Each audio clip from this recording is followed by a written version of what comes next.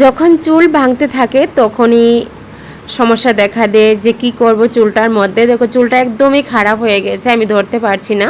তো এখন এটাকে কাটিং করতে এসেছে, তো আমি কাটিং করে দেব। কিন্তু চুলটার মধ্যে যদি ট্রিটমেন্ট নেওয়া হয় তাহলে কিন্তু চুলটা ভালো থাকবে। একবার কিন্তু এটার মধ্যে স্ট্রেট করা হয়েছিল, কিন্তু এখন কিন্তু আর ওটার মধ্যে যদি অন্য কোনো কিছু কেমিক্যাল না ইউজ করা হয় তাহলে খুব ভালো থাকবে।